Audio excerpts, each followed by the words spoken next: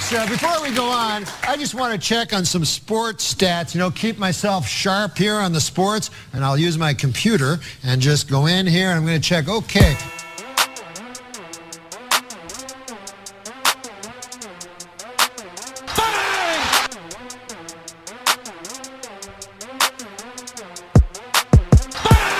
Ladies and gentlemen, welcome to the Too Much Dip podcast. My Whoop battery's getting low, but the vibes in here are high. My name is Dave. KJ's here. On the mic, present in the building, ready to fucking pod. You're ready to recruit, actually. Okay.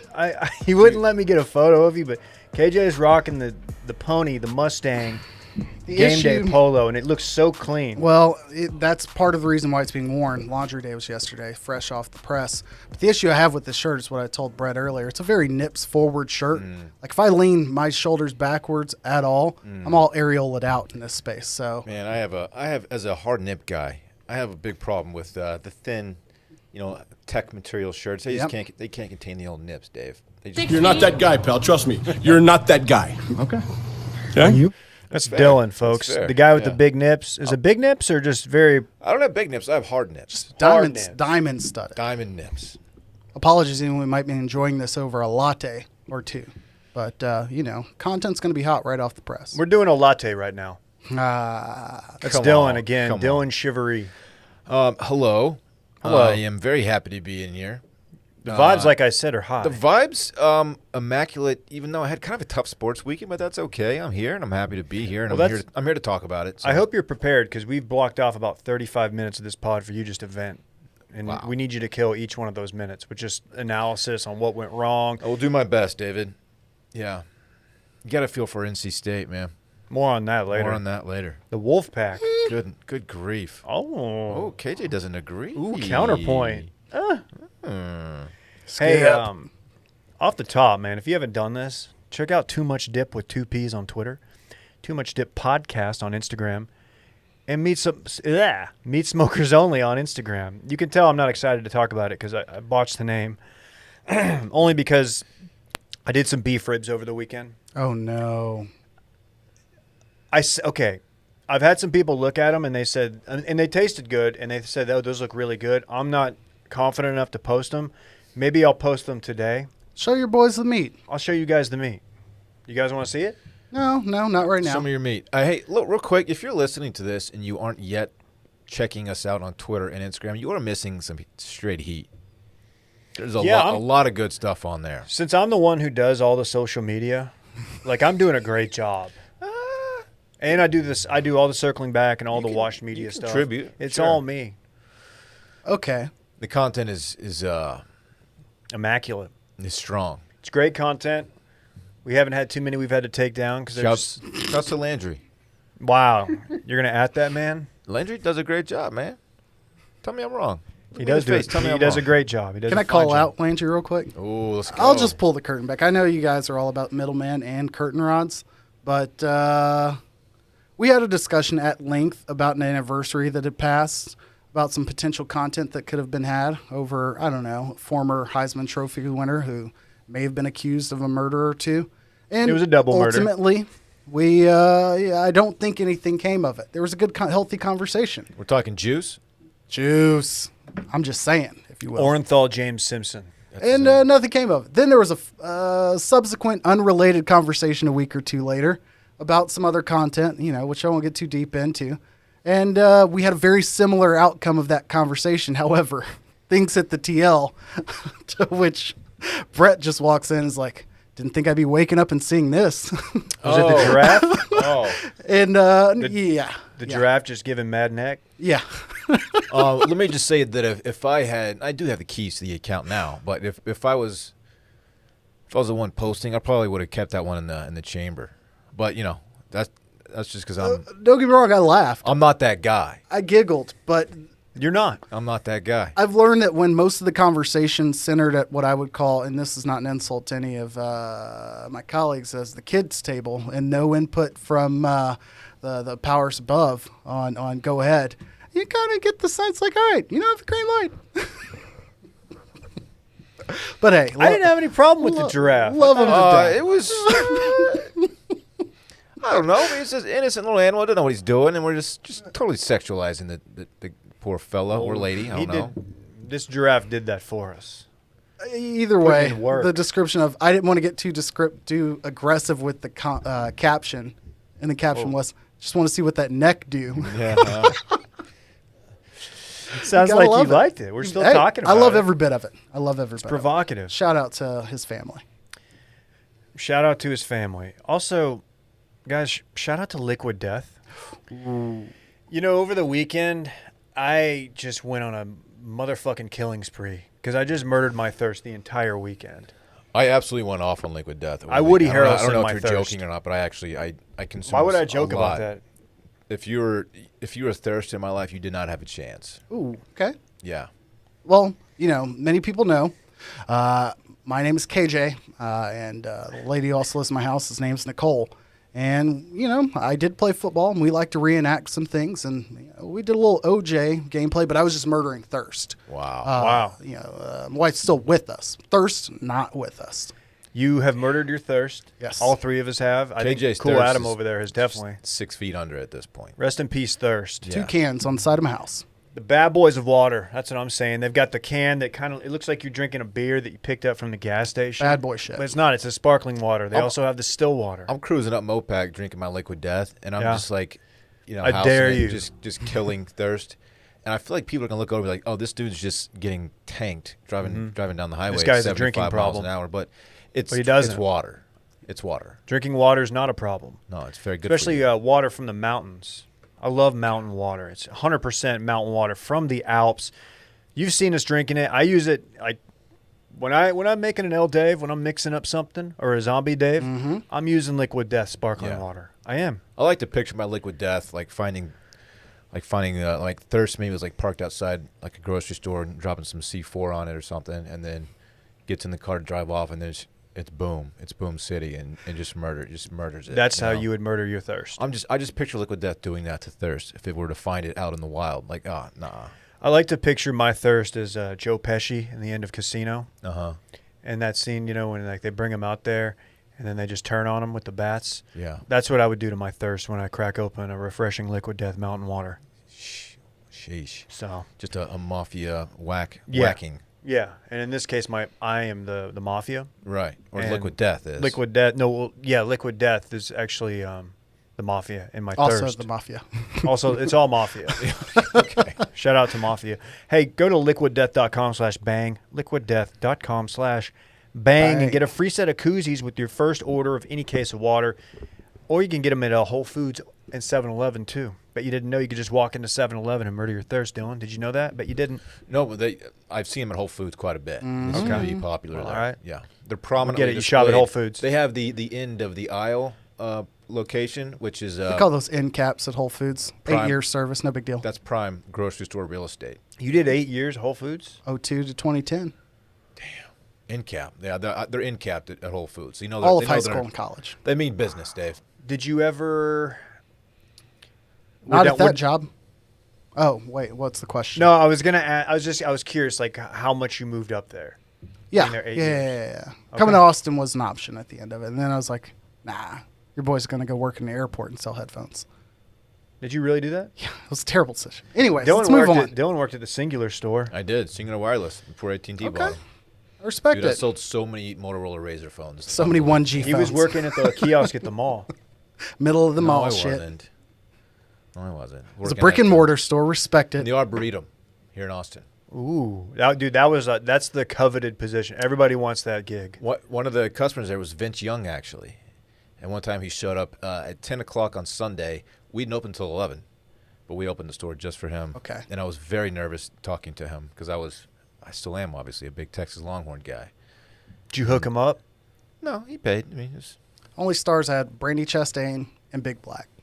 And you know which one of those I was excited to Big see. Black. Rest in peace, Big Black. R.I.P. Big 22, Black. son. 22s. Man Black. Ponds. That guy was the best. Great content. Great The content. best. Yeah, I don't have any similar stories. No Very one, no cool. one of note came into the Subway in Duncanville. Boddicker never stopped in for a meatball sub. Never saw Boddicker. Never saw Justin Simmons. Never saw Greg Ostertag. I did see Greg Ostertag in like 1991 at the Blockbuster on Cedar Ridge. That's sick. That's my claim to fame. It was my brush with greatness. Speaking of which, did David show you the gift I sought high and low for and hand-picked out specifically for him? What is it? Was it a hot dog holder shaped like a dinosaur? That too. Or something I also mentioned, Cedar Ridge Preserve and Haverburger. Oh, the Duncanville-opoly. Yes. Very cool. Duncanville-opoly. I'm now a proud owner. I don't know if I should leave it here because I have like this thought that we should play it and do like a something. Cumming-opoly needs to stay in the package. We all agree on that. Yeah, that's a Duncanville-opoly, collector's item. you know. Cumming-opoly might be worth something. Someday. But yeah, thank you very much, KJ. Yeah, man. I didn't know Duncanville was worthy of its own opoly. It's probably the barrier of entry into that isn't very Yeah, it definitely dropped the bar. It was also an end cap, and I'm not going to say how many were missing, but I definitely rearranged the face to remove just one. Duncanville-opoly doesn't exactly roll off the tongue, does it? No. Dunkopoly is what they could have There you done. go. Yeah. There If you you go. wanted to shorten it. Speaking of dunks, Oh, the National Basketball Association rolls on. Eastern Conference Finals. This is the most I've ever watched post Mavs departure from the playoffs. I don't think I've missed a game. yeah, I've watched every game. And you know what? I've enjoyed doing it. We got Milwaukee that took a 2-1 lead last night. Chris Middleton went off. 38 points. He was unconscious in the fourth. Conscious, yes. The first half was weird. I made the comment last night. Just like watching a team, maybe they had one 3-pointer made through the first half. I missed the final minute and a half or so. But basically just be cold as can be from three and be tied at halftime. You knew it wasn't going to, that wasn't going to hold up for Atlanta. And after And what they shot Milwaukee, the lights out. Oh, yeah. After what Milwaukee did in the second half, in game two, things don't look great for Atlanta. It's kind of how I felt it would go, but Trey Trae gets Young's- hurt. Sheesh. Trey He's got gets like hurt. a bum ankle, sprained ankle. I don't know. Yeah, I don't know the diagnosis. They said ankle. I don't know if you saw it. He stepped on the referee's foot. Oh, Yeah, think. and he tweaked it, and he sat down, and it looked like he was just sitting there kind of like doing kind of a pout thing where he's mad there wasn't a call or something. But no, he was hurt, hobbled back there. He came back out with like 8 minutes left in the fourth. But he didn't have it. He didn't have the quickness and speed that his game kind of relies on. So he's so fun. yeah. He is electric, and even though Atlanta, Luka occupies a great amount of real estate in the Hawks fans' heads, because I know this because they unsolicited just hit me up about it like every day. But I'm going to put that aside and say I love watching Trey, and I'm very excited to see where this series goes, even though I think it's going to probably end in 5.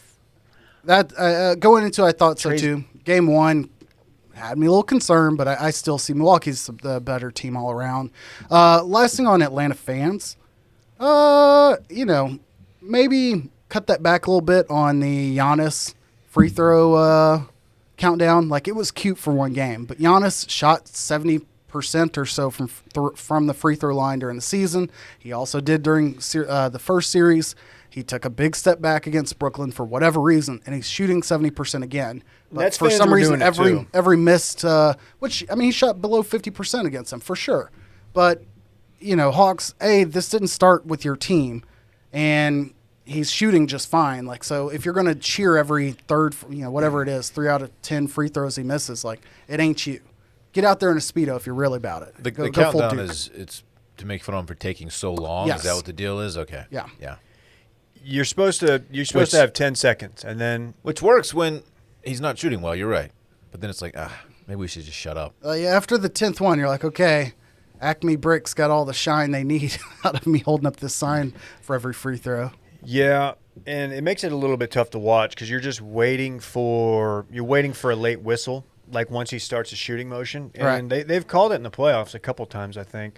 None so far this series, but yeah, I don't know. I think he's the Bucks are better than I think I gave them credit for. They're a complete team. The Hawks have a great roster too. Yes. I would kill to have Luka on that roster. Like, to have those, like the supporting cast, they've got 2 legit centers. You've got a chance to get one of their pieces, potentially. Give us the piece. Josh, what's his last name? Collins? Collins? No. John Yeah. Collins. He's a restricted, I think. Yeah, restricted free agent. But they're going to have to pay Herter and Trey the following year, and I don't know if you're going to tie up, 100 mil for 3 different players like that. You let Herter go. Yeah, well, Herter, he won you that series. you can replace shooters easier than you can replace what Josh Smith brings to the floor, but I'd be shocked if they do that. And he doesn't strike me as a guy who's like all in on being a part of the Atlanta team per se. I don't know why, but I don't see it. I don't see him going to Dallas for sure, but we'll see. Yeah, over in the West, this one looks like it's just about over. Kawhi is I don't know what actually is going on with him, but he's obviously not coming back in these playoffs. Yeah, so I think the only comment I've seen otherwise is that he could come back if needed in Game 6 at the earliest, which they're down 3-1 going into Game 5. Kind of weird how this could have happened. I mean, Suns took Game 1 with CP3 out, and then Game 2, probably one of the most fun playoff finishes that we've seen. It took a while to get there. we logged out of Verdansk just to watch it, and thank God we did. It paid off. The DeAndre Ayton alley-oop inbound pass was beautiful to see. And watching him throw, what's his name? Zubac into the pick and then get up and like perfectly put that in the hole. It was great. It was a great basketball play. Shout out Jay Crowder, former Maverick Crowder, great yep. on the pass. How close was that to goaltending, though? There's not goaltending on an inbound pass. I guess What I do you didn't know mean? that. So Because he can't technically shoot the ball to be goaltended. So you can put it right above the cylinder and it Just has to tap in. really yeah. did not know that. Which is why like so that was like there was like what 0.4 seconds, 0.5, 0.6, whatever. There was only one play they could really make outside of like throwing the ball and having somebody like tip it in like volleyball style. So whoever was guarding the inbound, or was it Boogie? I think it was Boogie. That's interesting. You got to take away that angle, and he didn't. It was pretty shocking. But That was sick. The Clippers didn't. Like I saw Rondo. Rondo didn't even know the rule because like after it went down and they're celebrating, everybody's kind of looking around like, wait, does that count? Because it was clearly he was above the cylinder. Like Rondo didn't know the rule. Rondo shoved somebody right after that. I think it was Book. Like on the court, full blown double arm shoved. But then because of the chaos of like, is there time left and all of that, like that foul never got called. Yeah, I was surprised because that wasn't just like a shoulder bump. Like that was a straight up shove. Not that and I guess it could have mattered. What happened right before that play, though, bears mentioning, is that Paul George has played exceptionally. I hate that it was him because I've kind of turned it around on Paul George. Yeah, and he missed those 2 free throws, and this would have never happened had he just made his free throws in clutch. So I've definitely changed my opinion on Ty Lue as a coach. I think Paul George is as good as he was before, just, maybe needs to get away from the noise a little bit. LA might not be the market for him because, he performs well. He'll be fine. I just don't think he's getting the love he deserves as a star because of where he's at on that team. But I don't expect anything other than the Suns to finish this out, whether it be in 5 or 6. And if it's in 5, a well-rested Suns team and then Milwaukee is still my guess. Will be a fun series, but we're going to get so many lowest watched rating type bullshit. Dude, no one cares. Articles. Agreed. No, that should not affect your viewing. If you like it, you like it. You're not getting people don't tune in because they know a lot of people are watching. So the guys who tweet that, they're just people who have an axe to grind with the NBA for one reason or another. So yeah, nobody cares if it's low rated. You're not selling ads, bro. Like, what do you care Yeah, about? what is your interest the audience in that? size? Like, are you trying to short the market on the NBA or something? You're not that guy.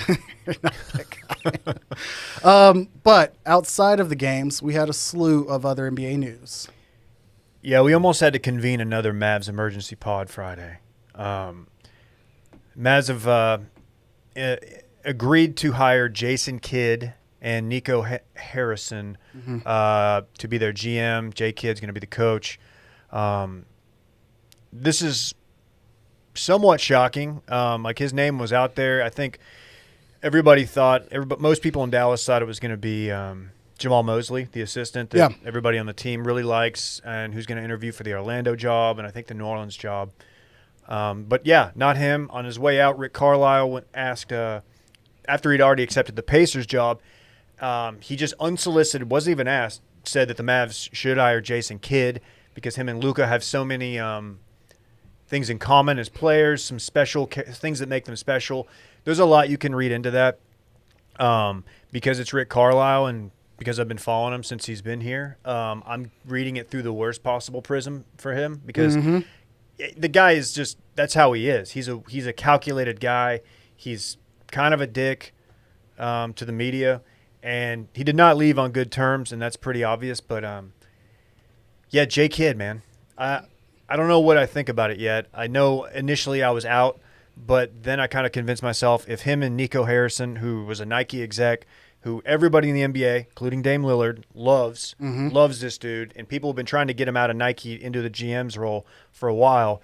If they were a package deal, then I think I'm on board. I think what I support most about it is that at some point in time, Mavericks fans asked for a full wholesale change. You know, there have been so many complaints over the years of inability to attract free agents, inability to be perceived as a team that players want to go to. And now, in short order, you know, Tristan Thompson did vocalize support for Jamal Mosley and say he's the guy, you know, he'd be a player or a coach that players like. But Dame Lillard also has voiced support for wanting to play for Jason Kidd. Unrelated, but I mean, having a coach or a structure in place where you know that, for lack of better words, non-European / white players would be attracted to. Mavs have a short history of just being ineffective when it comes to attracting big stars that aren't European, it seems like, or Chandler Parsons. I don't think it's a fair critique, but that's their track record. And this might change that. Yeah, and I think, you know, when you compare like the players, like Dirk obviously was a legend, but his game doesn't really lend itself to he's not – you watch his game, you're like, oh, this dude's awesome, but I don't know if I want to play with that guy. Luka can get you the ball in the perfect position anytime, anywhere, no matter what. And, like, he's a dude I could see some people wanting to play with. And I think other players have said as much. I know ex-players have, other GMs around the league. You hear people talking about it all the time. J. Kidd hasn't exactly had the best coaching track record.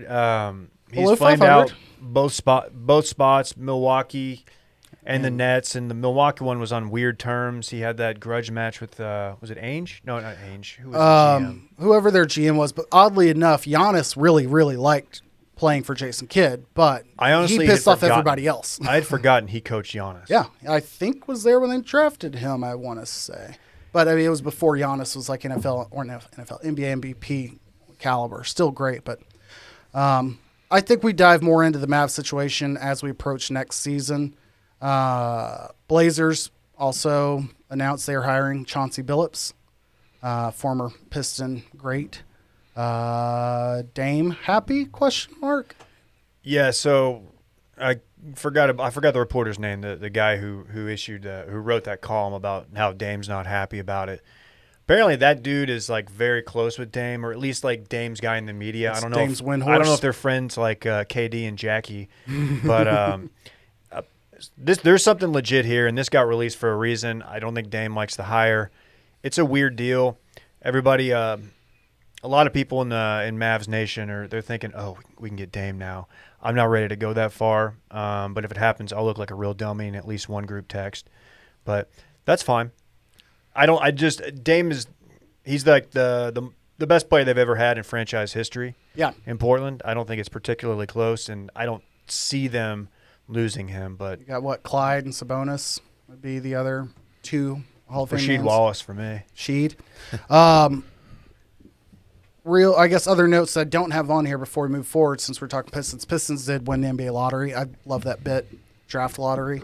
I don't know why I watch it every year. I'm glad that we didn't have to see the Cavs owner's son up there in a bow tie again to try to draw the first pick overall again. Was happy to see Big Ben representing the Pistons. They took away first pick overall. Nothing other really exciting about that except for Pistons will have first pick, which I'm happy for Will DeFreeze. Yeah. Him and his family, and Cade Cunningham out of Oklahoma State should be that pick unless they trade out. What the hell's happening with Kevin Durant? And actually, before we get into that, Celtics hired the Nets assistant, Ime Udoka. Don't have a lot on him. Looks to be a well-respected hire. Excited. What the hell's going on with Scottie Pippen and KD. What's her name? Jackie McMullen? Mm-hmm. Big around the horn contestant. Yeah, she had some. I don't know if it was on Around the Horn, but she somewhere said that KD wants to win 3 championships and told her that. And KD, in classic KD fashion, was like, "Yeah, I don't talk like that at all. That's not something I would say, and I'm not really friends with Jackie, so I don't know why she would say that." And it's a pretty brutal tweet because I think Jackie is very nice, and I've always enjoyed her on Around the Horn. Mm-hmm. Not that I watch it anymore, but back in the day. So it kind of looks mean from KD, but like if she is putting words into his mouth and just speaking on his name, something that's not true or exaggerated, like you can't just expect to not get called out, especially when you're going when you're saying it about KD, the one guy, the most likely guy to clap back. Clap back. What do you think has a higher potential of you getting clapped back on? Like you just throwing some wild shit on Twitter at like some disc golf guys or at KD? There's no doubt Paul Macbeth is clapping back on Wilbur Freeze at some point today. At He's some not point. the Tiger. He's the KD of disc golf. There you go. Sorry, Will. He's not that guy. Yeah, so speaking of KD, Scottie Pippen went at him a little bit and just said he's no LeBron James. So not a team player. He's a scorer, not a team guy, I guess, in some fashion. Scotty's getting a lot of airtime. And he has a book coming out. Is that true? I mean, is he I on don't a know little press tour to get the book out there? I don't know. I don't know if somebody was joking when I saw that. Because he spoke to Dan Patrick today, by the way. DP. And he told Dan Patrick, and Lieutenant Governor. I think this is in the book that he has coming out, that Phil Jackson, we all know who Phil Jackson is a racist. So I'm not sure what Scott that man Scott is up to.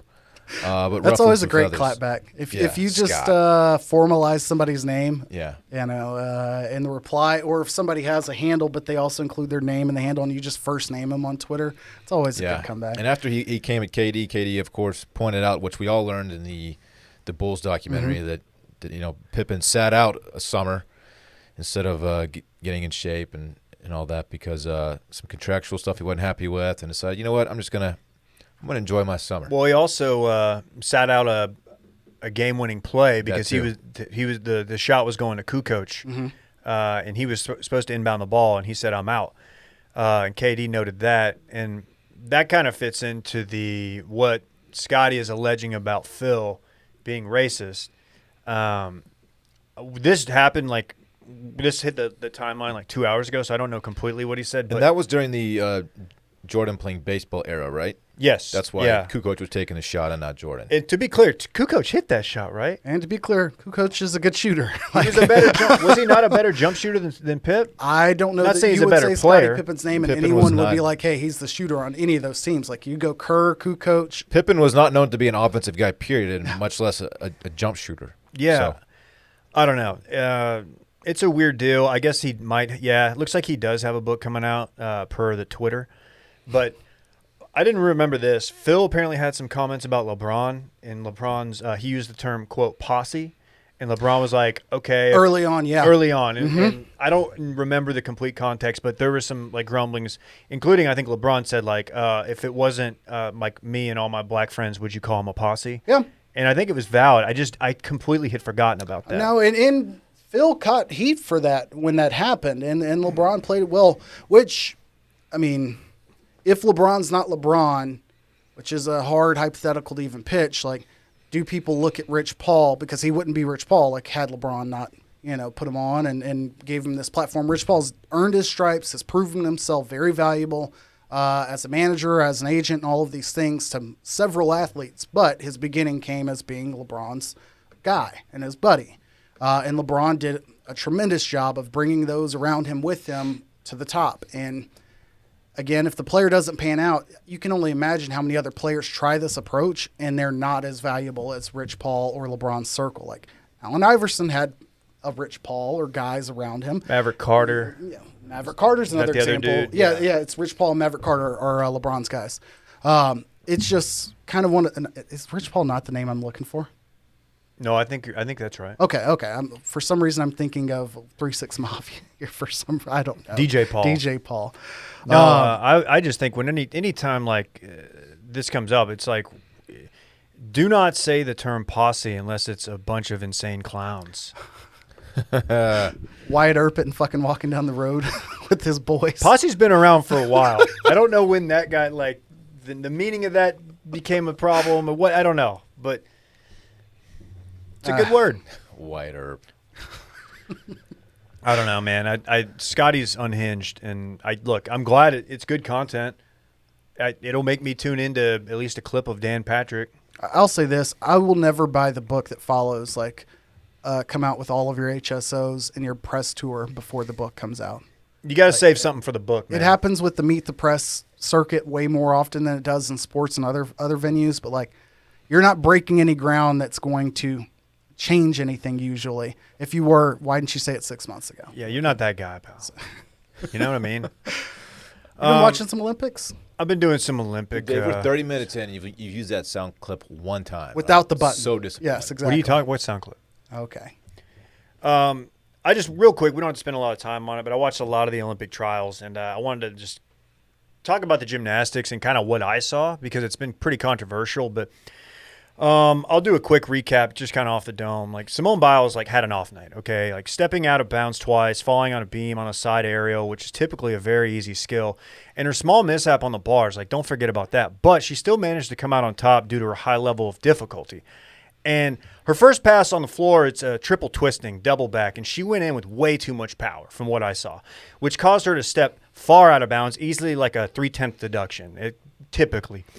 She then went on to do like her second skill that's named after her, a double layout with like a half out, and didn't connect her stag jump out of it, which is pretty rare for Simone. I think we can all say that. Can I pause you real quick? I had no idea you knew this much about Olympics. And let me tell you a little bit about gymnastics. Sunny Lee, or Suni Lee. I think it's Sunny Lee. She had an outstanding bar routine, KJ. What is it? Is it Sunny? I think it's Suni. It's hard to say. She had an outstanding bar routine. And even missing the connection from her pack to the high bar and losing some of her bonus, like, it was still great. Her beam routine was flawless as well, nailing everything in the routine, including a very difficult aerial layout for her series. She did a great job showing everyone she can come back strong in Tokyo after her ankle injury, which you love to see. Something I was hoping to see it. Jeez. And don't get me started on Jordan Childs. She was an absolute rock both days. She did rock. She was a rock star. Consistent on every event, Jordan has a high level of difficulty with most of her skills being an E, in quotes. And we really didn't see any major mishaps from her throughout the entire competition, which is really, really impressive. This one was tough. Kayla DeCello, she came into day two in a high spot, but an uncharacteristic fall on the bars during her Chachev. It caused her to slip further down the list. It's tough. You hate to see that. Yeah, and, that's about all I got. Since you know so much, I'm just going to direct this question straight to you, Dave. Are the Olympic teams set? The trials, have they concluded? Do we know who's going to represent the United States yet? Yeah, we don't. Oh, okay. Sick. No further details on that? You got to think Simone's going to be there. I was surprised by the fourth selection. I Still in gymnastics. I haven't been paying attention to Grace much, which is why I haven't talked about her. Her consistency is just lacking, I feel like. She'll be a wild card, I think, in Tokyo. Many are saying. And I didn't get a chance to watch a ton of the track and field. I did. You did? Yes, I did. In fact, you know what? I can fill you in. Obviously, Allison Felix is a big part of this. I should read here, but no worries. I watched enough of Allison Felix to know that every time they say her name, they'll remind you that she had a daughter 2 years ago, Cammie, because they played the same feature package over and over and over. A personal interest story. Shouts to Cammie. Kurt Warner wife level of camera time that her 2-year-old daughter got. And you know exactly what Kurt Warner's wife looks like because they couldn't stop showing her. He used to bag groceries. Exactly. Same level of thing. But Allison Felix, who's the most decorated female, female track athlete in the history of the United States, will be returning for her 4th Olympics. She's 35. She's entered both for, I believe, the 400 meter she qualified for, and she'll represent the U.S. there. Not going to represent the U.S. in the 200 meter, which she, fought hard. But Gabby Richards, I want to say is the girl's name, Harvard grad, trains at UT. She's doing her Master's of Public Health and Epidemiology. She's like 22, 21. Jeez, or no, 22, 23. And she is a star. I saw some coverage on her this morning, yeah. A star. I did my master's in epidemiology. Okay. That's sick. Cool, Adam kind of liked it. Who is the fastest 100 meter? Carey. What about South what about on the men's Dallas. Men's side, Noah Lyles qualified both 100 and 200. He got second in the 200 heat that he was in. There's a 17-year-old youngest track athlete that's going to travel for in the U.S. Olympics to qualify. Goodness gracious. 17 in high school. How And, are we supposed to do in track this? better be good. Best to be good. That's the one thing. Is there Usain Bolt out there this year? I don't. Well, who knows? I have not seen Cool Runnings this year yet, so I don't know what. They have a doping issue over there, right? No. Hard to say? No. I mean, it ain't like we're free of that. I just No, assume, I- US I has that assume issue everyone's too. doping. Yeah.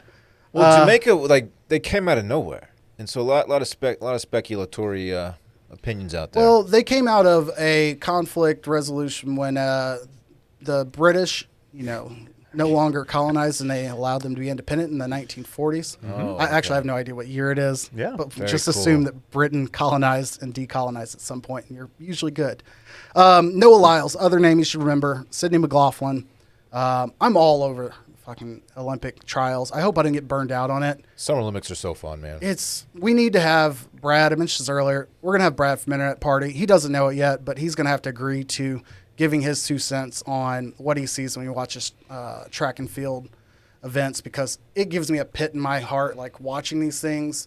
I ran 400, not very good, but I ran at school where Jeremy Warner, who won some golds for the U.S., ran, and nothing is more humbling than like being like, you know what, I'm pretty good at this, and then realizing you're not even fucking close. Like Yeah. 20 seconds. What not is the close. relatively long one they did yesterday? Was it the 1,000? There was a 10,000 meter race, a 25 lap race. I think I watched that one where it was the dude at the end. Oh, the men's. I didn't see the men's then. Okay, I watched the men's, and the guy who was born in Kenya and he's now a naturalized citizen, he was out in front, and I guess the dude behind him was like kind of clipping his feet, and he turned around and gave him like a finger wag as they're running. And then Oh at the my very God. end, like That 1, is 2, and 3, swag. they all hugged each other, and it was all fun and games. But it was just, I was like, dude, that was like some Usain Bolt shit. You don't see that very often. A finger wag mid-run. Dylan, That's to go back swag. to your question about is the roster all set?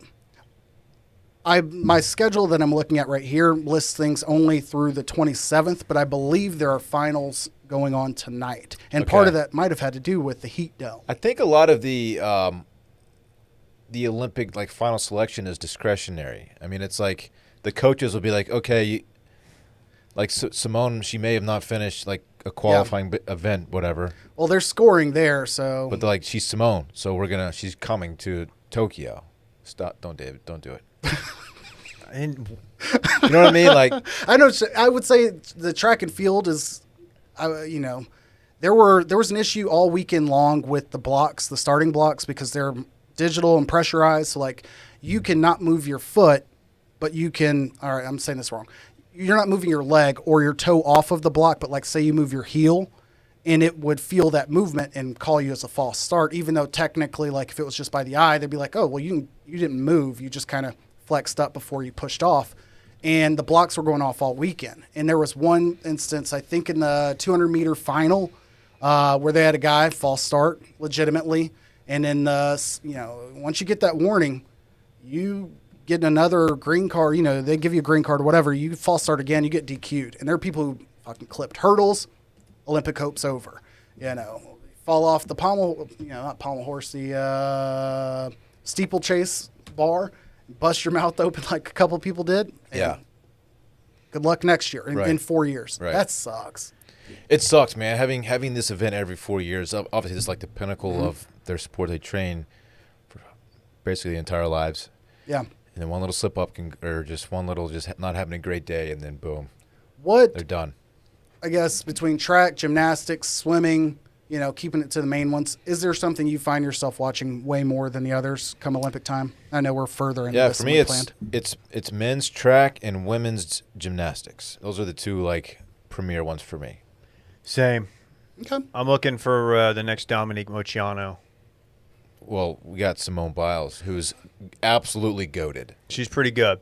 She's borderline GOAT status. She's not. She's but clearly Dominique, man, clearly the GOAT. Moceanu. You asked me when I was like 7, like who's You GOAT had a crush status? on her, is what you're It trying was to Dominique. I think it was Dominique. Is Michaela Maroney not? She's too old. No, No comment. she's kind of. Don't look at my search history. She's kind of. Oh, what? She's kind of what? She's out there right I now. think she's got a little weird. Yeah, she's had a Britney. Yeah, she got a little weird. Lapse. She's under conservatorship. She's in a commercial. that's She is. It gets played currently often. airing, Yeah. No, that's good. obviously Simone is Nastia the Lukin go. guy. What? Nastia Lukin and Carly. Dallas's own. Yeah, SMU zone. Well, she went there after she was done with gymnastics. But There's a Simone, 24-year-old on the women's gymnastics team who made it, and that seems a little bit. I know talking to people who did a lot of gymnastics, not me personally, said that's back in the day. Like you were washed up at 18. I'll put But these days- the request out there. You know, a friend of a former intern. I would like their input on some of these things going into the games as well. So I would work too, on that. because like all I'm going with now is like my just observations when I'm watching. Yep. You know. Which remain goated. Speaking of observations while they're watching, Mr. Baseball. Oh, it's time to talk baseball, huh? Yeah. Yeah, I watched quite a bit of the College World Series over these last several days, and my Longhorns have gone home. Cool Adams Longhorns as well. They have gone home. They, they're in a must-win there. So they obviously lost first game to Mississippi State. Mm-hmm. So when they met them again in the semifinals, they had to beat them twice. They got the first one. Late home run by Ivan Melendez put them up by 3 in the 9th inning. There's a little rain delay action, so they had to finish the half inning at like 1:30 in the morning, I think it was. What a beating. Yeah. This is the second game in a row for them that they had to they got delayed. It ran really late. Anyway, they won that game, and then they played again on Saturday. Mississippi State again had to beat them again. Got up on them early a little bit, and Mississippi State has just a really strong pitching staff. You think it's a problem when your team is getting out hit like 4 hits to 10 and you're just holding on for dear life to that lead? Yeah, they were getting hits, but they weren't just like really squaring up the ball. They were just kind of knocking around the park a little bit. But yeah, it went to the 9th, and they hit a walk-off single to win.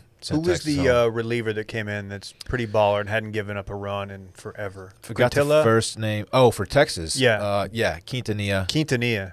Not Quintilla. I What? forgot his first name. I was close. That dude's. I think he's a freshman, maybe a That's sophomore. insane. That dude's sick. very good. I felt bad for him because he's been nails. He throws like mid upper 90s, and just he's got some nasty stuff. He's very good, but the Mississippi State pitching staff, I called them a little chachi, I think, before. I'm going to stand by that. They're pretty chachi, but they can sling it. Give me like one characteristic that leads you to believe that they're chachi.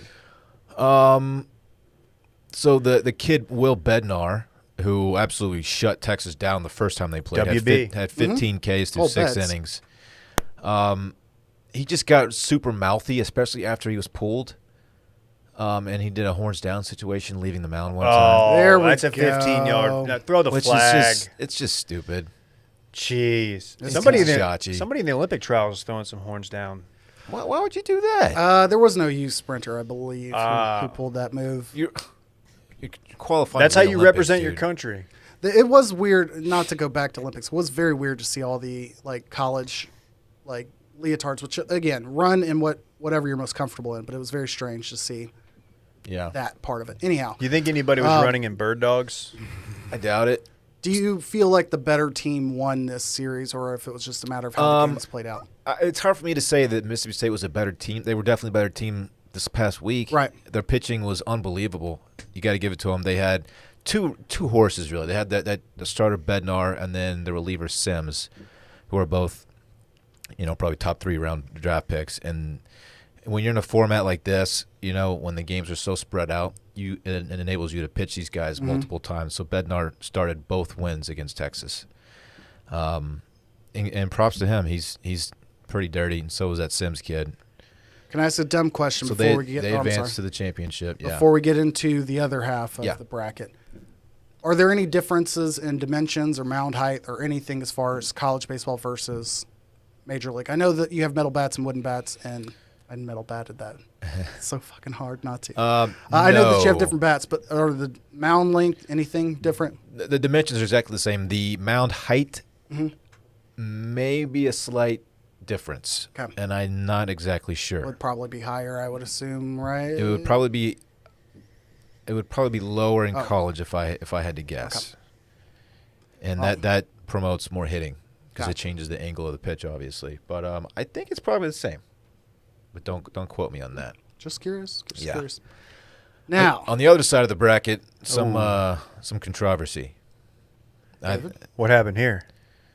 As I understand, I mean, Dillon, you probably know the whole story, but I don't. I'm trying to catch up. Actually, I read an article this morning. The timeline I'm shaky on. So, Vandy and North Carolina State were Vanderbilt. I don't want to find out there's a man use situation with Vandy or something. I think you're safe there. Vanderbilt and North Carolina State were slated to play in the other half of the College World Series semifinals, and as I understand, Vanderbilt, one of the top-ranked teams, projected to finish well. North Carolina State coming into it was kind of a Cinderella story here, right? Yeah, well, similar to Texas Mississippi State. So Vandy caught one loss early on, so they had to beat NC State twice in a row. Oh, Vanderbilt is a highly ranked team. Yep. They have some definite major. Kumar Rocker. Yeah, that dude is nasty. Maybe? He's a major leaguer. NC State has been kind of just on fire lately. Vandy had to beat NC State twice, and then the controversy happens. So then, I don't know if it's Thursday, Friday, whatever. Right before their first game against one another, you find out that NC State has a COVID outbreak, or that a few people have tested positive. So they roll out there with 13 players and maybe missing some staff members too. This was before. Okay, this was before their Thursday or Friday matchup, I think. Mm-hmm. So they were already 2-0 at this point, and then I think because some of the members of the team were not vaccinated, there's a mandatory test that they had to go through, and I think 3 or 4 of them tested positive. I hope I'm not getting this wrong. No, either way, they had an outbreak, and it caused them to be shorthanded in game one. But because that there were a few guys who tested positive, the unvaccinated guys who tested negative were also asked to sit out because they were exposed. Okay. Okay. Close contact with them. So NC State had 13 guys that they could play in that game, and I think 4 of them were pitchers, and then 9 position players. Would you say that makes it harder? A few of the guys who started had not played the whole season because they were backups. They were bench guys. And to their credit, they held tough with Vandy, but it wasn't enough. And then 11 hours after that game ended, the 1 a.m. or something. NCAA announced that, you know what, we decided to go ahead and additional cancel. Positive tests had come out of secondary testing. And so the circle of contacts was bigger than they initially realized. And that's when they pulled the trigger. And so NC State, you got to go home, and good luck getting home because the NCAA has strict rules on traveling with positive cases, as does CDC and everybody else. So they were trying to figure out okay, can we quarantine them in Omaha? Now we have to pay for staying here for 2 weeks, or how the fuck do we get out of here? It was a nightmare. I don't know. For NC State. I don't know the best way to handle the situation. Yeah. I don't even know why testing is even that important at this point. Okay, Kim Mulkey. Because the entire game is played outdoors. I mean, it's a factor. It is a big factor. And I don't know. I just feel bad for these kids. It's a shitty situation. I mean, it really is. I don't know if I'd be mad at my teammates for not being vaccinated, or mad at the NCAA for stepping in and calling off that last game. I don't know. You got to think there's those dynamics on the team too. I guarantee there's 1 or 2 kids who are vaccinated, or somebody on the team has made a deal about this in the past, or said something vocally hey. Yeah. And then probably got shouted down and probably got called a dweeb, whatever. Per ESPN, the NCAA said the decision to rule NC State out was based on the recommendation of the championship medical team at the Douglas County Health Department, which is in Nebraska, obviously. Time out. They're the championship medical team? Championship medical team. These guys are the best of the best. Generic. These are the best of the best. You do not want to try to out-doctor these guys. I thought you were just going to go with the CDC, but you brought the championship medical team in. And if you're on the other side of the coin, if you're Vandy, you feel like you haven't deserved to be in the championship at this Asterisk. point. You know what I mean? You feel a little cheap about the whole situation. It sucks, man. It really does. Yeah. Imagine being on that team. You make it this far, and you're up. You're 2-0 in the bracket. You have to just win once out of the next 2 games to advance, and then this shit happens, and you're going home. It just sucks, man. It does, and I don't want to be. I'm not going to get mad at college kids for, the vaccine stuff. Like, it's not like the John Rahm situation where, John Rahm, he had his first one, so it's easy to be like, well, all you had to do is get vaccinated. You wouldn't have even been tested. You're 19 years old. Everybody's kind of an idiot at that point. You know what I mean? Mm-hmm. Like, the college-age kids, I'm not mad about it, but I'm wondering what percentage of, like, the other teams are vaccinated. Mm-hmm. And, like, this is just, bad luck. Or if Vanderbilt or, I guess, North Carolina State's just, like, disproportionately Yeah, that'd be good to know. unvaccinated. Because if for some reason they were vocally or strongly, opposed to the idea of getting vaccinated, or, if for some reason some medical advisor on their team suggested they don't, you find that out, like say you've got players and or people on the team are like, hey, we want to get vaccinated, and somebody comes out and it's like, oh, you guys should hold off until after season or whatever. Like if you found that out, like I'd lose my shit. Like if I was one of those players, like first and foremost, we assume all will be in good health, both now and in the long term, all of that aside.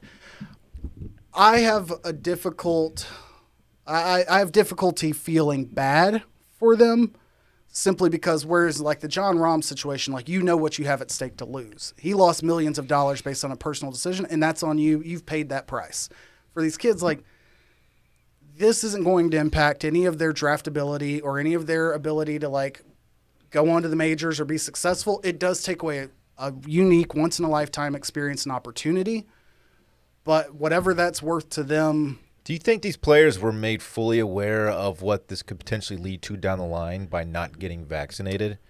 Because you're, like you They said, played the whole you're season 19, under 20-year-old this. Yeah. kids, and it's like, I'm invincible, I don't care, but fuck this. But if they knew that it could lead to this down the line? I would think so, because you've got so many other NCAA like college football games and other baseball games that were probably played under the same pretenses that you're testing regularly as it's been more available. That like it wasn't a surprise that they would cancel or reject a team.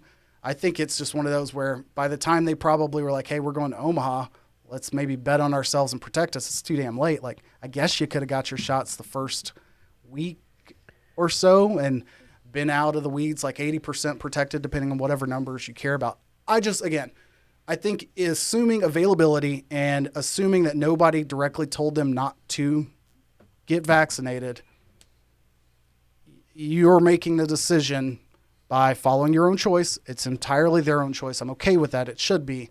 But you're making the decision to put yourself at risk of being kicked out of the tournament. I think one of the coaches, maybe the head coach for NC State, came out and said, like, it's not our job to, like, make these kids. Agreed. They have their own personal decisions they make with their families, whatever. Some are against vaccinations, some are for it. And it's not on me to, like, preach to them, like, it's their decision. I don't really know what to make of that, but it is what it is, and it's unfortunate. I'm just saying. And NC State, like this is the team that beat the number 1 seeded Arkansas to qualify for the College World Series. They were riding high. They were hot. Bummer. Sucks. Tough situation. Mega tough scene. Like, would we feel as bad if it happened in the first round? Probably not, No. but it would have been the same No. outcome. Right, Like right. we wouldn't have been able to project how The they'll be timing at of the it is the final. most unfortunate part. Let's talk about something that I've just been chomping at the bit to talk about. Truff. A different Truff scene. A mega Truff scene right here. Truff is a luxury hot sauce brand inspired by the elegance and indulgence of truffles. We've all had it. We've got these things in our pantries. We've been cooking up with them. The style and swagger of streetwear culture meets the Instagram-centric lifestyle of food, KJ. Oh, yes. You're a big fan. Absolutely. The hotter sauce takes the heat up a notch beyond the normal Truff sauce, which is the red bottle I'm speaking of here. And extra jalapenos, red chili, and habanero for those who demand the spicier things in life. I put this on eggs. I put this on burgers. I put it on salad. The other Truff day. burger, I've not tried that. That Truff sounds burger's the way to excellent. go. Pizza topping. Whoa, you truffing your za? You're going off Boy. with He's this. truffing Bay. Sometimes you got to truff pay, Dave. Dude, I'm very excited to try this yet again. We got it's burger night tonight in Austin, Texas, weather permitting. So I'm going to try this, and I have not done the white truff hot sauce yet. That's infused with rare and decadent white truffle.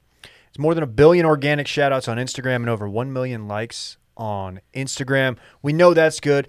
It blends the, you got your black truffles, your ripe chilies, savory spices, organic agave nectar. I didn't even know nectar would be like something good in a hot sauce. Mm-hmm. I think agave nectar, it's like you put that in my ranch water or something to spice it up. It's fantastic. 10,000 plus customer reviews, loyal chef fans from around the world, and major streetwear co-signs. The #1 best-selling sauce on Amazon and the #1 best-selling sauce on Whole Foods. KJ, Whole Foods. Check it out. Get 15% off site-wide plus free shipping with promo code BANG at truff.com. That's truff.com. Promo code BANG. That's 15% off everything. Okay? Check it out. Promo code BANG. Dillon, man, the L's just keep rolling in for you as your nights. As man. I alluded to earlier in the episode, I had kind of a tough weekend. Hella L's. A couple of L's came my way. My Golden Knights have gone back home. Lost to Montreal in Game 6, a game I couldn't watch. Hockey stresses me out. There's a lot happening, and I get a little anxious watching it, and I just had a really bad feeling about the game, so I didn't watch it. You were out. Were you out with Bay? Be honest. I was at home. I chose not to watch it. I was in Verdansk with you guys. Actually. You were in Verdansk. Yeah, they tied it up late, I believe, and then Overtime. They lost in overtime. I couldn't do it, man. They're a plus 200 underdog against the Lightning. Why does hockey stress me out so much? It's insane because it's that's playoff hockey. It's something about like all the buildup, similar to soccer, but with much more action. And sometimes it's hard to see the puck. You just next thing you know, like a pass. Next thing you know, it's in the goal, and you're like, "Whoa, what the fuck?" Like you completely missed it. As hard as it is to see the puck, the announce, I know they're there, but they do such an incredible job of like calling the game. I don't understand how it's amazing. The skill that is the most. Is that the most impressive play-by-play, and or like the most difficult play-by-play? They call it like the telecast. They call it like it's a radio, you're not watching it. They call it every single play. It's one of the easiest things to have on in the background and feel like you're getting the full experience, even relative to like baseball, which is like made to be called for the radio. Yeah. I think hockey gives you a much better understanding of, okay, I'm not even going to fake throwing out names here, but I agree. Kenny Albert. They call out the goals as they happen. I'm like, wait, what? What did I miss? I don't even see the puck. It's insane. On more than one occasion, I've thought, like, okay, are they watching this on, like, a delay? Is this happening in a delay? Like, because it's really so impressive. I don't understand how they do it, but the real story here is not the guys in the booth. Right. Real story here is, hey, these guys, they go out there and just give it their all, KJ. I'm not going to take any credit for the success that Montreal's had. I'm just going to say they are the one team that I pointed out has the worst logo amongst all NHL teams, given that it has the symbol for both Canadians and the Habs. Their nickname and their main mascot name. I think that's a little unstable. But I do think the story of them, I won't say backdooring their way into the playoffs, but being the worst ranked team in the Canadian division, because we've had these pods set up all year long, and they only played Canadian teams. They played Toronto, played Vancouver, and whatnot. It's very... I would say this is the equivalent of like if we got a play-in team for the NBA that would have made the finals or something like that. Like, a team that otherwise wouldn't have been there, sneaks into the playoffs because of this year's rules. You've got another situation where I don't know if they fired their coach midseason, but they had like a negative 9-goal differential on the year. They were only a couple games over 500. We're clearing away one of the worst teams in the playoffs, unlike some teams, a la Colorado and Vegas, who should be in the finals. And they just kept winning. The reason that I'm going to now announce that I'm quote-unquote rooting for Montreal here in the finals, were you aware Corey Perry's up there getting his nose bloodied for the Canadians? No. That's where Corey Perry is spending his time these days. So I will root for Corey Perry as Corey Perry has rooted for the Stars. Anybody that is bled for the Stars. He did bleed for the Stars, and anybody who will get kicked out of the Winter Classic like 3 minutes into the game, like I love that. Yeah. And then had to walk 700 yards in the Cotton Bowl. The Green Mile, as they called it. Unbelievable. One of my all-time least favorite Dallas Stars ever. Yeah, and then it's not hard to root against the GD Ning. Your words on here. There's nothing I like about them. No. The Canadians are in almost the identical situation as the Stars were last year because the Stars were not expected to do anything. Next thing you know, they're playing the Lightning. Lightning had the redemption story angle, and to their credit, they were the better team and they won. I hope that doesn't happen. I'm riding with the Canadians because they're riding with us. Are they? We got plenty. We got like 18 dudes who listen and ladies. Deej is now I'm riding with Swizzy. So DJ's fan. He's riding with them. He is. Who are you rocking with? I don't care, man. Okay. I'm sour. He's still hurt. I'm sour. I will say this about the Lightning. Their coach, I don't know his name, don't care to know his name, has major Quinn Snyder vibes. Yes. Like, there's resting bitch face, and then there's the manager of the Lightning or coach of the Lightning's, like, what do you call it? I guess fucking sideline face. Whatever he's got going on. Bench face? Bench face. It's just Resting bench face. Resting bench face for Cool. sure. Put that on a T-shirt. There you go. Segment alert. Okay. All right. Well, we will. KJ and I will continue to watch. We haven't missed a game. Dillon's not going to watch anymore. I'm done. He's done. Oh, Sorry, folks. I'm excited. This gives me an up. You know that I love nothing more than asking dumb sports questions. Okay, I'm sure we'll give you the right answer. Dylan, What's up? why do people care that these pitchers might have a little grease on their Ds? Yeah.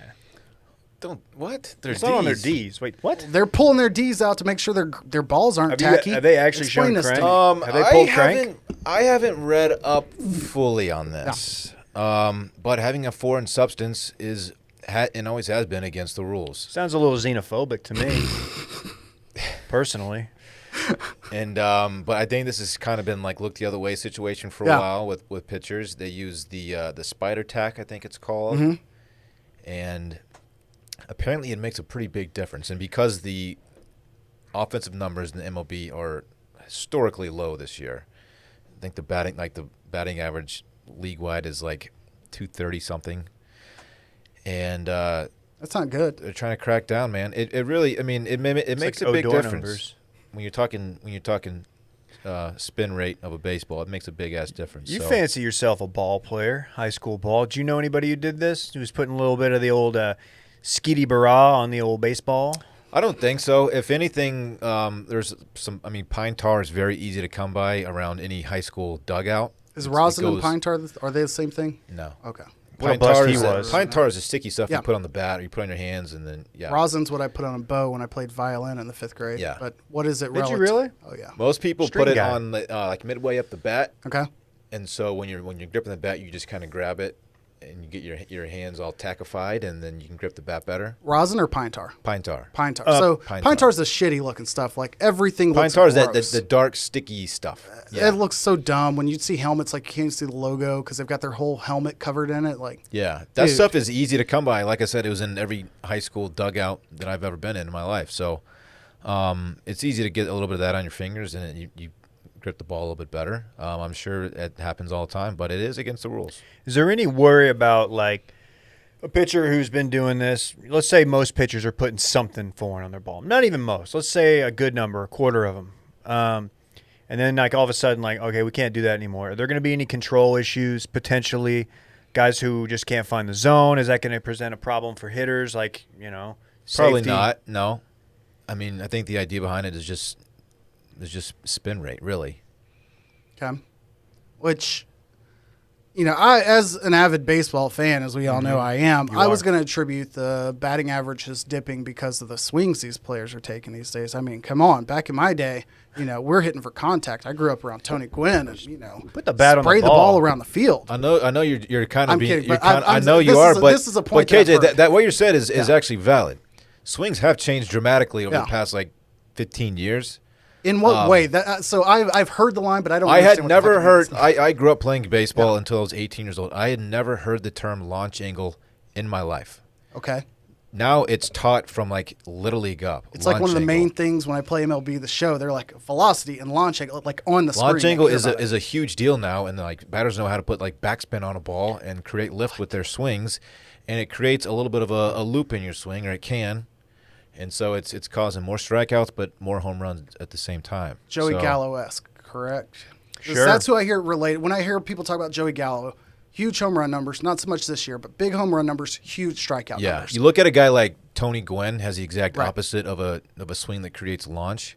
Then you look at a guy like let's see, who's a good one? Who's a big left-hander for the Cubs? That Chris Brown? no, big left-hander. I always forget that dude's name. So that's a Rizzo, terrible- Bryant, and then there's Actually, I don't even think he's on the Cubs anymore. Never mind. Anyway, a ton of swings nowadays. It's just, it's this like they don't roll their wrist over anymore. It's all right here. It's a short, choppy swing that it just, I don't know. I've never done it in my life. They're swinging like they're filming the next Hammer driver commercial, Yeah, trying to go Yeah. 400. sure. Check out Washed Media on Instagram for if you like Hammer content. is this born out of like all of the analytics and camera like review that we have now versus before? Like people are saying, okay, the numbers, pump out that you swing like kind of like shooting more threes in basketball, I guess. Like, is it kind of that sort of thing? Like your shooting percentage may go down, but if you hit more threes, more than mid-range jumpers. I'm just trying to make it make sense in my head. Like, why has this become a There thing? probably is an analytics angle to it, but I think most people just like hitting home runs. Just looks fucking cooler. It looks Home fucking- runs are super It looks tight. fucking awesome. True. It's hard to do. As soon as Bally Sports wants to start showing me Ranger games down here, I will watch a few. If you follow me at KJ Ellis with ones as the L's on Twitter, you might have seen that I retweeted a Key Brian Hayes real impressive third base play. He kind of jumped, threw the ball back to first base. Oh, a jump throw. Yeah, jumped. I was like, I don't know if there's a fucking word for this. And threw out the runner at first. Granted, it was like Yadier Molina like running to first, so he had some time. But it was a very Adrian Beltre-esque type play. Miss you, Belts. Come back for his jersey retirement bobblehead night. Yeah. Something like that in September. If somebody wants to host us in a suite and pay for our room and board, we'll Sure. definitely go. I will be center field waving a beater for him. Are you going? Oh, okay. No. Was that proven true? No, it's man. bullshit. They don't That need was to. such Don't bullshit. drag Belt's name. That's all I have. I'm glad that you answered because I've been very Yeah, it's- frustrated seeing these stories, and I'm like, okay, who gives a shit? All that I like is that Kurt Schertzer's like, pulling his dick out on the mound now. Did you ever pull your crank out on the mound? No, never did. Any of your teammates? Baseball. We've talked about this. Guys in the dugout do weird shit. Yeah, but the naked stuff doesn't happen until you get to Max. the locker room. It's behind closed doors. Yeah. Okay. It's like I'm trying to think Kurt's- of a good example of a swing I'm talking about, and I just can't come up with one. But they're all over. I the place. think I understand what you're saying. I'll equate it to Joey Gallo because that's what I see. Joey Gallo the is most. a good example. He does this. I mean, a lot of them do. Last question on baseball. Why the fuck are y'all so messy in the dugout? Okay, I'm kidding. Go on. Next Are they? questions. I don't know. They don't have sunflower seeds anymore due to COVID and whatnot and dip, but there'd be no worse sight than like the team you like celebrating, they hop the rail and you're all excited and you look behind them and it's just nothing but seeds and gum and dip spit everywhere. And I'm like, assholes. Dip. I mean, my high school teammates dipped, even though it was against the rules. Obviously. Oh, They really? did it. Yeah. I was a big sunflower seed guy. I never played a game without just a big hog of sunflower seeds. Just a big old hog in your Just a cheek. big old hog, man. Dude, I want to give a shout out to my 8th grade wide receiver coach. I won't name his name, but who would just randomly host like the kids that like were that he liked that were really good. He would have them like just kind of hang out in his truck and dip with them Questionable. in the parking lot. But it was just like we're just dipping. You're in 8th grade. We're just it's tobacco we're doing here.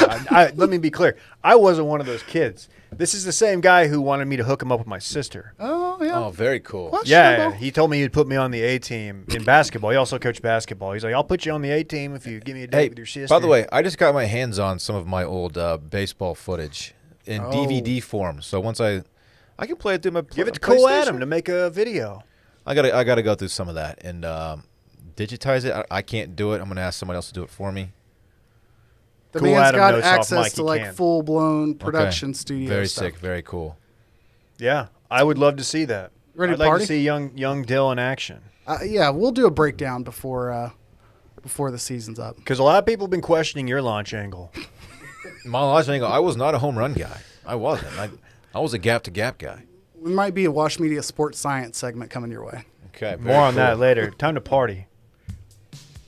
Shout out to Carl Nassib, Raiders DN, former Buccaneers, and Cleveland Browns DN. King out of Penn State came out as gay on Monday last week, right after our episode, which, that's when all the good news drops. So Really does. big shout out to him, as it is Pride Month. Be comfortable in who you are, and be comfortable and feeling confident that you've got the support network to be that person in a field that isn't always as receptive as it seems to be right now. But what I remember Carl Nassib for is his notable presence on Hard Knocks about 6 years ago when he was with the Browns, breaking down the return on investments from like index bonds or some Compound interest. Compound interest, where he was getting back 10% on all of his investments. And all the players are like, damn, where are you getting 10% back? My guy said I can only get 6. He went to the whiteboard on him. Oh, yes. Which I respect it all. That scene's all good and well. But if you go back and watch it, you can Google it, Carl Nassib, Hard Knocks scene. Great scene. Funny scene. There's a gentleman about 2 minutes into it eating clams and mussels, the shellfish, in an Unbelievable. NFL meeting room. Like, Myles Garrett shows up eating a salad, very normal thing to see. Sometimes you'll see guys drinking a protein shake. If they're eating it all, it might be a sandwich or something where it's quick, handheld, because people are out there, feed out. It's nasty in meeting rooms. It ain't great. You ever Maybe eaten some mussels seeds. in a meeting? No, that sounds pretty shellfish, actually. Yeah, shellfish in close quarters. It just ain't good. But anyhow, shout out to Carl Nassib. Hey, okay. Bill from King of the Hill. Oh, and his name's Harris, not Harrison. I'm Harris English in on the 8th playoff hole defeats former Longhorn great Kramer Hickok. Very cool. sorry. Did you know Kramer before yesterday? I didn't know him. I didn't know what he was doing on the tour. I generally would have maybe guessed he was on the Corn Ferry, but I know his name just as somebody who casually follows the collegiate stuff. But that was tough. It sucked because he's buddies with Sam Burns from LSU, who won already this year on tour, his first dub. And his wife was there, and they kept panning to them. I think they really, really, really wanted him to win. CBS did, because they kept showing like photos from his Instagram. They were really playing up the Jordan Spieth friendship angle, old roommates, just a lot. And then he didn't win. And he had a number of chances. He had a number of putts slip out. Shout out to Harris English. Travelers kind of delivers. Fun tournament, I guess. Would have liked to seen some variety on the playoff holes because, clearly, playing 17 and 18 over and over wasn't going to do it. Why do they? I guess what goes into that decision? Is it about crowd management and having to go back and walk all these holes with all these people in one space, or is Probably it just like logistics. they're like, hey, odds of us having to do more than 2 holes? That they're banking on that because if they were to go play 6, 18, like a let's say 6 dumbass is hole. a really tough hole or something like a short par 4 that you have to be specific on what you tee off with. They're not going to wait for the crowd to walk over. So and it looks better on TV if the crowd's there. So yeah, they wouldn't do that. But yeah, that was fun. I went and picked up dinner and came back and it was on the 5th playoff Still hole. fucking on. We're still doing this, huh? Bubba was. What happened to him on Sunday? I didn't. Just see. absolute, just terrible back 9. Just absolute collapse. 6 over through his last 6 or something. I don't know. Do you think people was would have bad. been as excited or supportive or whatever had Bubba won after, not having won for so long? Yes. Okay. I think people are just don't know how slowly light- turning it around on Okay. Bubba. He's won the Travelers 2 or 3 times already. He plays that course well. It fits his eye, I guess. But, yeah, I don't know. He's been pretty open with his struggles, mental health and stuff. So I think people are okay, Bubba, give him a second chance, even though he left Travis Matthews for Oakley. And I still haven't forgiven him for that. He's a good dude, I think. Did you guys get any combat sports in over the weekend? Nope. Okay. Well, Gervonta Davis, Tank, a.k.a. Tank, defeats San Antonio's own Mario Barrios in just pretty insane fashion. Mario had 4 or 5 inches on him, and Gervonta is a power puncher, knocked him out. It was pretty awesome to see. Then you had the return of Lomachenko, the noted Ukrainian former title holder. I don't know. I'd love to see these two guys fight at some point. who knows? We'll see if Loma gets the rematch with Lopez or not. But those are two names. If you probably know Lomachenko's name, Gervonta Davis. You should know his name. He is three champion in 3 weight classes right now, which is pretty insane. He's also a Mayweather guy. I think Floyd Mayweather Sr. is his head trainer. So check him out. Oh, we got a little Euro Cup, huh? Yeah. Group of 16 has begun. In fact, Croatia, I believe, went up early on España, a.k.a. Spain, if you don't speak Spanish out there. Thank you. Today on a very poor play by the Spanish goalie. However, I believe Spain came back to win late. But either way, check Sunday Scaries for a deeper review of the Euro Cup. When it gets down to the Final Four, we'll have Will on. Break it down. Absolutely. Coffee and football zone. You know I'm riding with Italy. And then finally, we did have a little F1 yesterday in Austria. Max. Verstappen. V-Step, I like to call him. Red Bull is really looking good, huh? Yeah. Are they going to pull this thing out? Are you rocking with Red Bull? I think when I was joking about picking a team, I think I was like, yeah, I'm riding with Red Bull. And now, I don't ride with Red Bull. Now I kind of like Mercedes, and maybe it's because they're losing. I don't know, maybe I like Lewis Hamilton, and Verstappen just seems like kind of a dick. He seems robotic to me. I think he'll Not get a dick. better over time. Robotic's the word. He's a dick.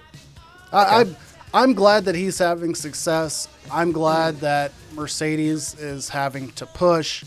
And then I think what happened with Sergio Perez yesterday was interesting. If you saw he was getting pitted.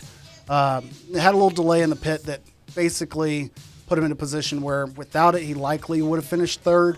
But even with it, he was able to make up some ridiculous amount of time on Valtteri Bottas. And probably with a couple more seconds in the race, probably could have pulled it out. But it gave some excitement. I'm okay with it being, one guy far and away winning if there's still excitement behind it. I love these tracks more than city tracks or whatever they're called, road courses.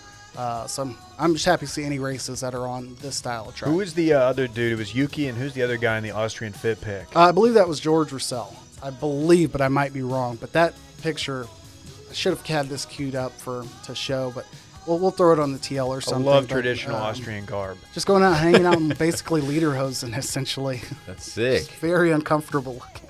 It's Shouts to Verstappen, though. It's fit season. Yeah, Shout out to Max. Verstappen. Red Bull. Okay. And Wimbledon's going on. Started today. No Osaka, no is it Rafael Nadal. I think I deleted this out, but that's why I'm in all white here today. Is it really? It's Yeah, not because it's you not missed at all. laundry day or Exactly, anything like yeah, that. yeah. It's just all in respect of Osaka. Naomi Osaka's not there, so I'm here for her. Okay. Well, folks, running back is short this week. Let's get right into it. Of course, running back. Oh, you got to hit the music, Dave. You can start. You do a cold intro. It's the segment during which we talked about what we already talked about. Dave likes to imagine his liquid death beating thirst to death with baseball bats, mafia style. Sure. Dave is surprisingly knowledgeable about women's gymnastics. Yeah, big fan. You had a lot to say about that segment, Dave. Simone Biles is goated.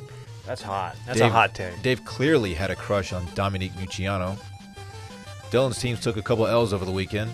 Carl Schwarber is a name Dillon couldn't think of. His swing creates mad lift. A perfect example of what I'm talking about, by the way. Go check out his swing, Carl Schwarber. Swing. Dillon goes hog on some seeds. I didn't write that one or this next one. Dillon hated KJ's takes on NC State, so he wasn't on Run It Back. Yeah, why is it the Dave show? I don't know, man. I feel like I take a lot out. of shots some weeks, and then other weeks it's all you. I'm fine with it. Yeah. Last week was very KJ heavy, That's if I very recall. true. Unfortunately so. Yeah. A little lighter than expected.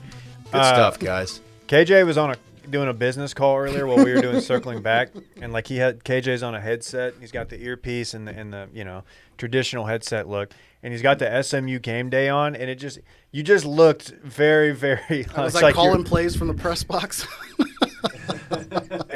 It looked like you were either in like a linebacker blitz or something. Oh gosh. you're just you're waiting for an OC gig, but you're coming off of getting fired as a head coach, and you took an analyst gig with Saban. I really know I'm just there to cut up film after the game is over, but I've got to look intense on all the booth shots. His offense is averaging 12.2 points a game, and he's trying to develop something creative, and he can't get there. Oh man. I'm off. I was about to say nobody heard that. I had to glance for the button. I'm like, I don't think anybody heard that. Sorry about that. Professionals. Well, it's okay. We'll keep talking until David finds the button. Dave found the button. But if y'all want to keep talking, feel free. Sorry, folks. Bye. Bye. I want my chips with the dip. That's all I know. I don't want my chips plain. I want my chips with the dip. So bring them dips.